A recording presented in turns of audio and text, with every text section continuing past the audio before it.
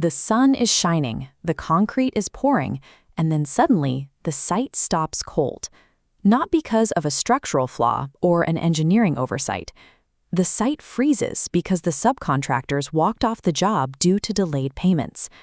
Globally, about 3/4 of all project delays stem directly from poor financial visibility and inadequate reporting systems.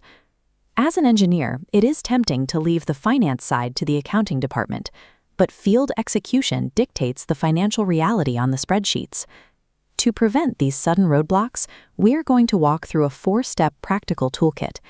This process translates high-level corporate finance directly into field-ready strategies for site execution. Adopting this financial perspective is the most reliable way to maintain continuous momentum and protect your site from unpredictable resource droughts. Step 1. Pull up your current 2-week look-ahead schedule and identify the very next major physical milestone you need to hit. Now, apply the matching principle to that schedule. The matching principle is an accounting rule stating that expenses must be recognized in the exact same period as the revenues they help generate. This graphic outlines the financial foundations of project success, with the matching principle anchoring the first pillar, accounting principles. Ordering bulk materials months before a milestone violates this rule, creating unaccounted expenditures without generating corresponding revenue to balance the ledger. To fix this, separate your physical field requests. Heavy equipment like a new excavator is a capital expenditure, or CapEx, a long-term investment that creates an asset. Meanwhile, the daily fuel to run that excavator is an operating expenditure, or OpEx. Clearly delineating these two types of cost centers directly reduces a project's unaccounted expenditures by 10 to 15%. Precise, milestone-matched procurement keeps your physical materials flowing, protects the project's accounting viability, and keeps upper management off your back. Step 2. Look at your critical path and isolate one task that is currently delayed. We're going to apply the time value of money, or TVM, to this delay. TVM is the mathematical reality that a unit of currency today is worth inherently more than the exact same unit tomorrow because of its earning potential. This chart demonstrates how a delay physically inflates the cost of a project through inflation and tied-up capital.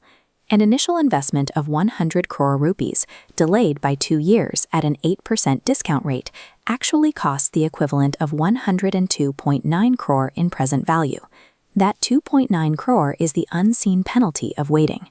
Every time a milestone payment is pushed back due to a scheduling slip, it drains the project's overall return. The site becomes less financially viable with every passing week.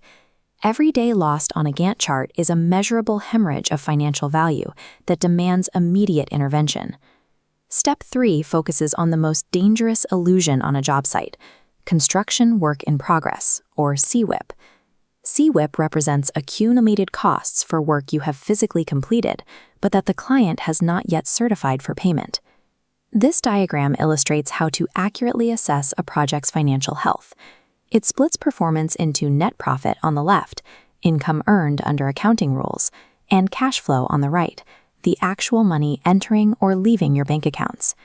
Your site can be highly efficient and technically profitable on paper, but if you lack the operational liquidity highlighted here, your project is completely insolvent in reality. Never celebrate a consistently rising CWIP figure. Without revenue recognition, a high CWIP simply indicates that your billing is delayed and your cash is trapped. When cash is trapped, the physical consequences hit the site fast. Vendors go unpaid, supply chains freeze, and the work stops entirely. You must push relentlessly to get your physical work certified by the client immediately upon completion. Profit looks good on a corporate spreadsheet, but positive cash flow is the actual heartbeat that keeps the physical site alive. Step 4 requires tracking what accountants call non-financial metrics. These are operational indicators like safety standards, material quality, and environmental impact. Maintaining zero safety incidents or actively recycling concrete directly protects the bottom line.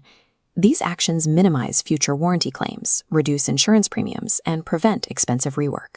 As shown on the orange pillar here, these daily site activities tie directly into global ESG mandates. ESG stands for Environmental, Social, and Governance, a framework that embeds ethical and ecological responsibility directly into corporate financial reporting. Here is your tactical advantage. When you need to request new safety gear or better digital monitoring tools, frame the request to management as an ESG investment that lowers the project's total lifecycle costs. This specific phrasing bypasses standard budget friction because it speaks directly to the compliance priorities of the financial controllers approving the funds. Logging non-financial site data serves as a strategic lever. You can use it to secure physical resources and protect the site's overall profitability. We have built your site financial checklist. Step 1. Align procurement with the matching principle. Step 2.